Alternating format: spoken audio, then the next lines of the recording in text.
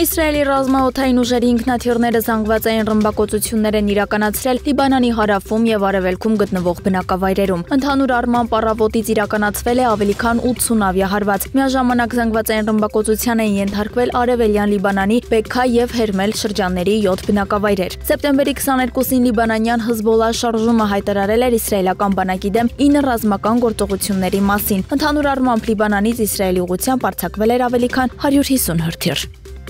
Տարածաշրջանում ռազմական էսկալացիան չի բխում Իսրայելի շահերից, այս մասին հայտարարել է Սպիտակ տան ազգային անվտանգության հարցերով ներկայացուցիչ Ջոն Քիրբին։ Իսրայելի և Լիբանանի սահմանի երկայնքով աճող լարվածությունը հանգեցրել է լայնամասշտաբ պատերազմի մտավախության։ Մենք չենք կարծում, որ այս ռազմական հակամարտության սրումը բխում է նրանց շահերից, ասել է Քիրբին ABC-ին տված հարցազրույցում, հավելելով, որ ԱՄՆ-ն այդ մասին ասել է իսրայելցի գործընկերներին։ Լարվածությունն այժմ շատ ավելի բարձր է, քան մի քանի օր առաջ, ասել է Քիրբին։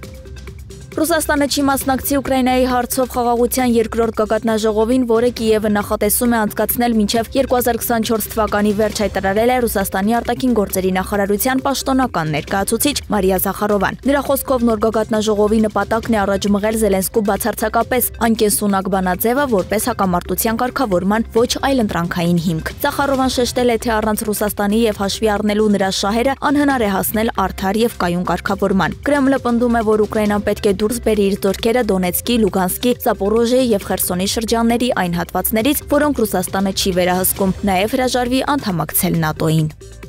Ամերիկայի Միացյալ Նահանգների Հանրապետական կուսակցության նախագահի թեկնածու Դոնալդ Թրամփը հայտարարել է, որ եթե պարտվի նոյեմբերի 5-ին կայանալիք ընտրություններում, ապա այլևս չի առաջադրվի այդ պաշտոնի համար։ Կարծում եմ, սա կլինի վերջինը հուսանք, որ մենք հաջողության կհասնենք, ասել է Թրամփը։ Դոնալդ Թրամփը և դեմոկրատների թեկնածու Քամալա Հարիսը գրեթե հավասար շանսեր ունեն հաղթելու։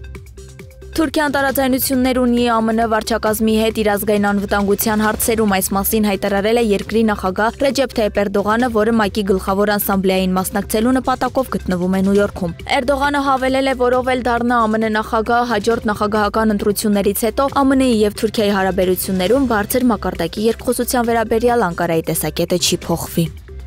Շրի Լանկայի